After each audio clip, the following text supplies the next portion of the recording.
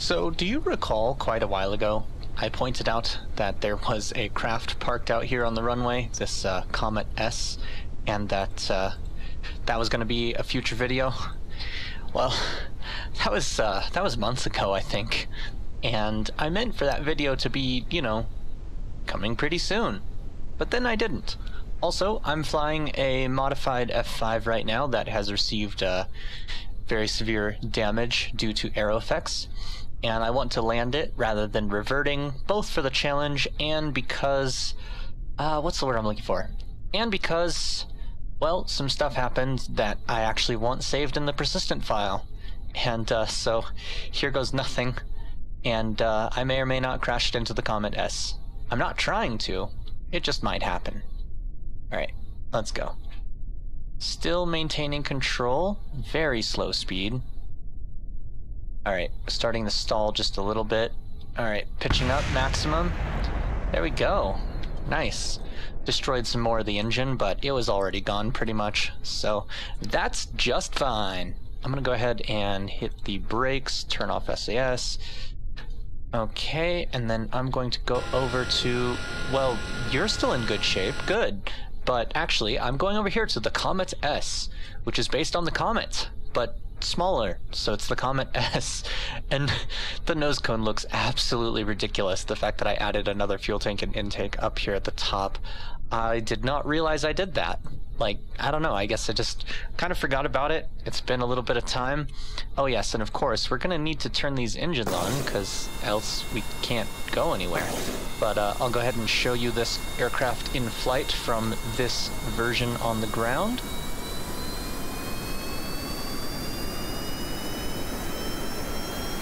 I guess we can go real close to the F-15 I just crashed. Oh, is my camera not in chase mode? I thought it was. So yeah, if you didn't catch it on a couple of my recent videos, I broke my wrist and a foot in a motorcycle crash. Basically, don't be stupid. Don't go around corners too fast. That's what I did. I deserve what I got. Play stupid games, win stupid prizes kind of thing.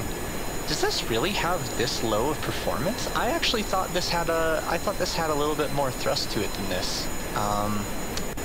Well then, I guess we're gonna find out if we're gonna clear this hill. Yeah, we're gonna clear this hill. Just barely, but my goodness. This thing barely flies. I wonder if this is because it's been sitting out here for so long, and like, it's different now in the KSP 1.12.2, whereas I believe this was made in 1.11, maybe 1.10, I'm not really sure. But in any case, it's a passenger plane, so it's not really designed to be super maneuverable. That said, it is fairly maneuverable. I can do a fairly tight turn here. And as long as I have a decent amount of speed to start with, it does keep the speed up fairly well. It just does take quite a bit to get going.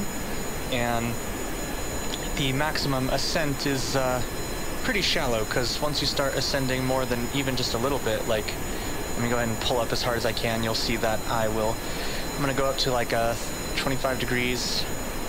Obviously it's gonna go lower than that, and you see we're still dropping speed quite badly. It can stall very easily. But it's a pretty plane, which is, you know, kind of my thing. Do I have flaps? I do have flaps, okay. Probably not a good idea to use those because this thing is so, or at least not at a high, until I'm at a higher speed. Actually, you know what? I'll use the flaps, but I'll have full throttle. Put the landing gear out. Alright, let's throttle down to 2/3 because we've got quite a bit of speed. Let's see if we can get lined up for the runway. And of course, doing this from the rear of the jet, it's we're going to get a lot of those effects, the aero effects for the engines. That's the waterfall effects mod with the stock configuration, if you want that. Just so you know. Because every once in a while someone asks, and I'm like, oh, well, it's this. And that's going to be a rough landing. Rougher than I thought it was going to be, actually. Oh, that's not so great. Alright, turn off the flaps. Hold the brakes. Wow, this is... I think I need to strengthen the brakes just a little bit, too, because this is taking quite a while to come to a full stop. And there we go, safely on the ground. And so here we are in the SPH, taking a look at, just quickly showing, yes, the center of lift is quite far back for this design, but it works all right. The thrust-to-weight ratio, you can see, does get a little bit higher. I forget what this is based on. This is based on 0 kilometers, isn't it? It's, yeah, 0 kilometers, because that's what it defaults to. But as you can see, it is reasonable to use. Obviously, it's a relatively short range, and it's a very careful thing that you have to flyer.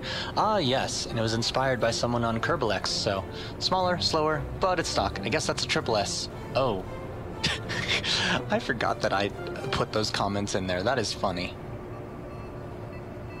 And since we're here right now, I might as well take a look at the Viper Mark T, which I still didn't release the full video of or the craft file. Whoops, sorry about that. Let me double check that these are, yeah, they're correctly only set for pitch, and then these are set for yaw and pitch, or excuse me, roll and pitch, while this is yaw, and also gives us an air brake on the top, which unfortunately means we lose yaw control when the air brake deploys.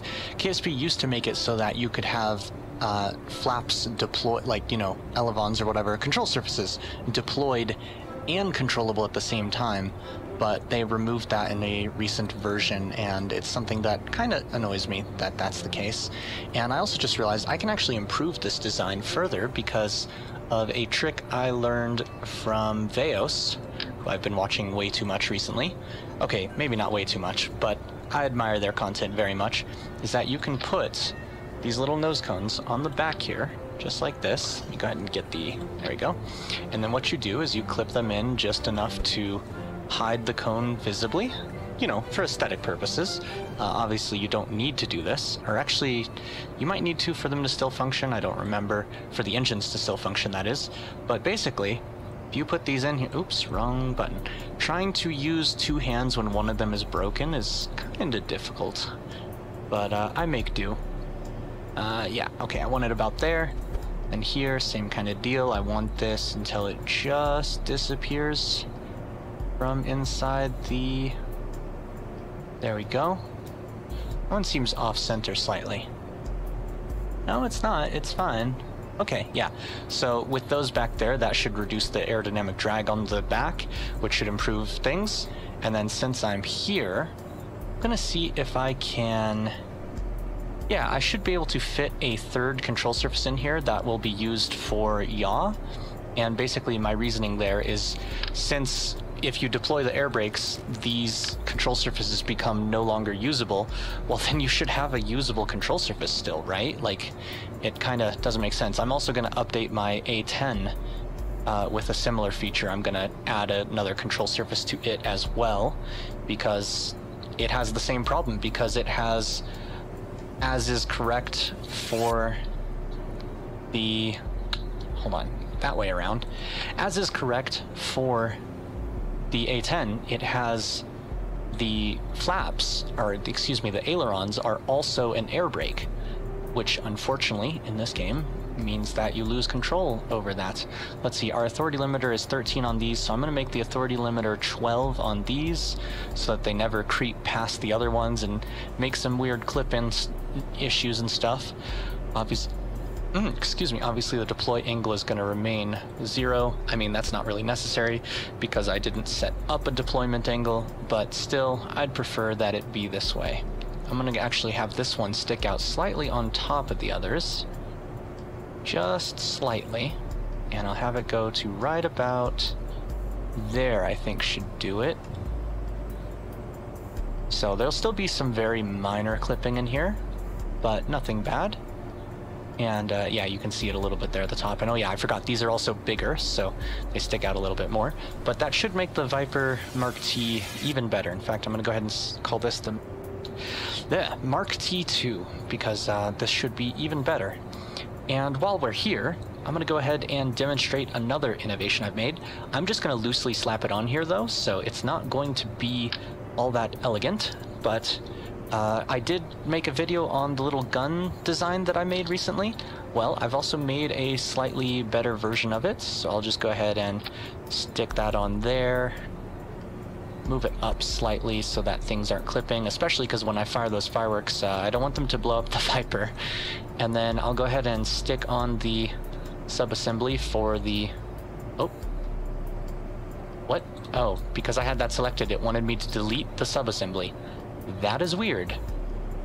Alright, well, in any case, let's put that on right there. And then, of course, I need to go in there and get the right pieces to control, unless they already set themselves, which is possible. No. Oh, they did. Yeah. So 5 will switch mode and fire the guns, so I'm not going to use the burst fire mode. Or actually, you know what? I will use the burst fire mode, but I'll put it on 7, which I believe is play sequence on here, right? Play sequence, yeah. So 6 will be full auto, 7 will be the burst mode, and I'll show you that real quick. All right, so I'm gonna go ahead and take off. And is the F12? Yeah, aerodynamic forces overlay, so that I can show you that the drag on the engines is reduced. Once we get off the ground, that is. Okay, yeah, you can see there are drag vectors coming out there, but you can see they are very small, whereas they were previously much larger. Although I will do a comparison to double check that that is accurate and that I'm not misremembering. Okay, now I've got chase camera enabled. I'm going to go ahead and turn off the arrows and accidentally turn on temperature overlay. Whoops. Alright, so we're going to turn around here. And then I'm going to demonstrate burst fire mode, which burst fire mode on this version is a little inconsistent because of the timing. It's got different timing that makes it a little inconsistent. So that time it fired 4 shots. Oh, that was the auto. Whoops. So that time it fired 3 shots. That time it fired 2. That time it fired 4, or at least it played the sound effect for 4, but it seems to have only played a few. Also, you can see the recoil on it is quite massive. Obviously, I could turn that down. The recoil is more of a, I feel like, a balancing issue than a feature, but this one has quite a few rounds on it, even though it fires faster. So let's go ahead, and I'm going to go full auto with the rest of them. And I'm pitching down as hard as I can, but the recoil is so intense that it's... Uh-oh. Okay. Oh.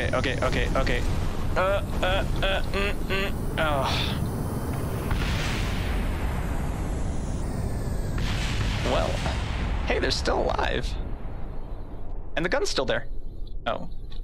Yeah, but it's not actually still there. Just the piece that it was attached to. And just to verify that these were indeed helping, I'm going to take them off now. All right, here goes nothing.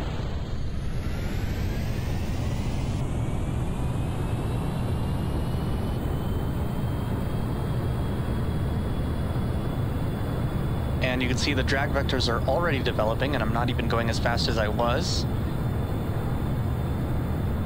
And I was going about this speed when I looked at them before, and they're about half this size. So that gives you a fairly good idea of just how much of a difference those tiny vectors make.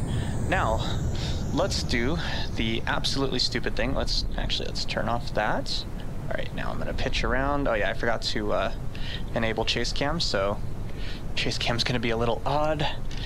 All right, now full throttle, and oh, that was just burst. I meant to. Yeah, okay, that's gonna make us lose control immediately. Oh dear. And into the water we go. So yeah, you gotta be careful where you put those guns, or you can just modify them to remove the force component, because the force component is the recoil force. Anyhow, thanks for watching, and as always, see you on the loading screen. Ah yes. Definitely not responding.